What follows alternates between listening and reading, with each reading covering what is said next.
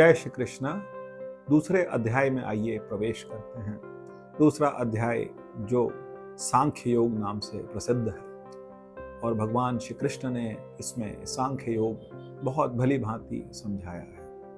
अब वो स्थिति आ गई है कि प्रथम अध्याय में अर्जुन ही बोलते रहे या फिर संजय बोले, लेकिन दूसरे अध्याय में भगवान ने जब बोलना शुरू किया तो भगवान ने पहले अर्जुन को यही बताया कि तू क्षत्रिय है, तेरा क्षत्रिय धर्म क्या है। दया ठीक है कि क्षत्रिय का धर्म होता है, क्षत्रिय का गहना है, क्षत्रिय का एक आभूषण है, लेकिन सिर्फ दया ही लेकर के आप चलेंगे तो फिर आप क्षत्रिय एक पराक्रमी राजा नहीं बन सकते और धर्म की स्थापना नहीं कर सकते। धर्म की स्थापना के लिए सभी चीज़ें चाहिए। साम से हमने यूज़ किया, साम, दान, दंड, भेद।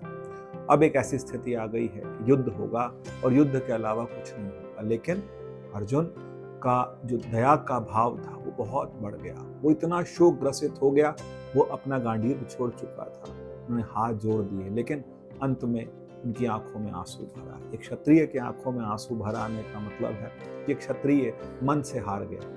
तो वो मन से क्यों हारे? क्योंकि वो मोह ग्रसित हो गए, और मोह जो था वो उन लोगों का था, उन सगे संबंधियों का था, उन जानने वालों का था जिनको वो मारना नहीं चाहते थे या उनको मार करके वो राज्य करना नहीं चाहते थे। ये इनके मन की अपनी धारणाएं थी। लेकिन भगवान ने जब बोला, दूसरे अध्याय के दूसरे श्लोक में भगवान बोलते हैं, हे पार्थ, इस संकट की घड़ी में मोह तुम्हें कैसे जकड़ गया।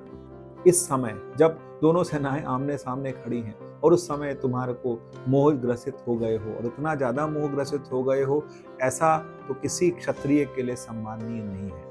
क्षत्रिय जो होता है वो क्षत्रिय शरीर से बलिष्ठ होता है, बुद्धि से एकाग्र होता है और मन से भी पक्का होता है, क्योंकि अगर क्षत्रिय मन से पक्का नहीं होगा तो वो युद्ध नहीं कर सकता। इसीलिए क्षत्रिय का जो धर्म है वो युद्ध करना है, धर्म के लिए युद्ध करना है। और भगवान ने ये भी कहा, एक बात उन्होंने थोड़ी सी चुभती हुई कही कि इस अपुरुषत्व का मतलब तुम पुरुष हो, लेकिन पुरुष जैसी बातें नहीं कर रहे, तुम ऐसी बातें कर रहे हो जैसे नारी बात कर रही है, इतना मोह में ग्रसित हो गए हो। तो भगवान ने एक ऐसी बात बोली जिससे अर्जुन को थोड़ा सा लगे, लेकिन अर्जुन को बहुत मोह ग्रसित हो गए थे। तो जब भगवान ने धीरे धीरे ज्ञान देना शुरू किया, तो जब बताना शुरू किया, तब अर्जुन का मोह धीरे धीरे, क्योंकि हमारा मोह जल्दी से नहीं जाता। ये संदेश हम सबके लिए है कि हमें गीता निरंतर पढ़नी है। गीता एक दिन 2 दिन पढ़ने के लिए नहीं, गीता का एक एक श्लोक। इसीलिए हम भी एक एक श्लोक लेकर के चलते हैं। कहीं पर ज़्यादा थोड़ा सा विषय बहुत ज़्यादा इंटरेस्टिंग नहीं होता तो फिर हम थोड़ा सा खींच देते हैं, लेकिन जब भगवान बोलेंगे और भगवान एक एक शब्द को, एक एक बात को जब समझाएंगे, तो उस समय हमें बहुत रुक करके उसको ध्यान से समझना है और हर दिन समझना है, क्योंकि